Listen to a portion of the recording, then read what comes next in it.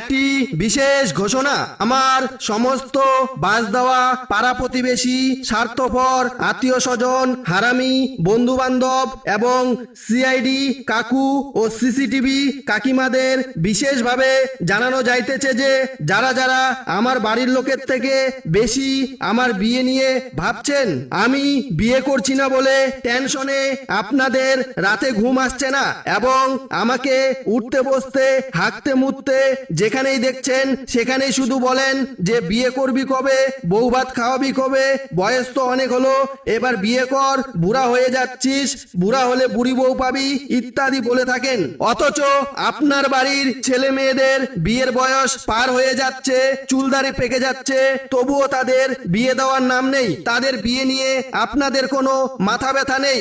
আর এদিকে আমার বিয়ের উপযুক্ত বয়স হওয়া সত্ত্বেও আমি বিয়ে করছি না বলে আপনারা আমার বউ ভাতের 2 টুকরো মাংস খাওয়ার লোভে আমাকে বলির বকরা বানিয়ে বিয়ের ফাঁদে ফেলে মজা নেওয়ার জন্য প্রতিনিয়ত আমাকে এবং আমার বাড়ির লোককে বিয়ের জন্য কান মন্ত্র দিয়ে যাচ্ছেন। তাদেরকে বলছি যে কান মন্ত্র না দিয়ে দিতে হলে বিয়ের জন্য একটা মেয়ে খুঁজে দিন।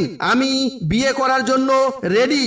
বিয়ের জন্য মেয়ে খুঁজে পাচ্ছি না বলেই আপনাদেরকে আমার বউ ভাত খাওয়াতে পারছি না, আর আপনাদের এত কথা শুনতে হচ্ছে।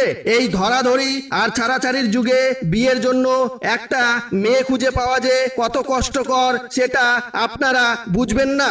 যারা বিয়ের জন্য মেয়ে খুঁজে পাচ্ছে না তারাই এই কষ্টটা বুঝে। তাই বারবার বিয়ে কর না বলে বিয়ের জন্য একটা পাত্রী খুঁজে দিন।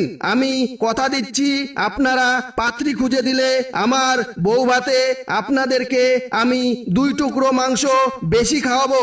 আর বিয়ের জন্য মেয়ে খুঁজে দিতে না পারলে দয়া করে কানের গড়ায় এসে বিয়ে কর বলবেন না। বিনীত পাড়ার একমাত্র অবিবাহিত বুড়াগাদা যুবক সকলকে ধন্যবাদ।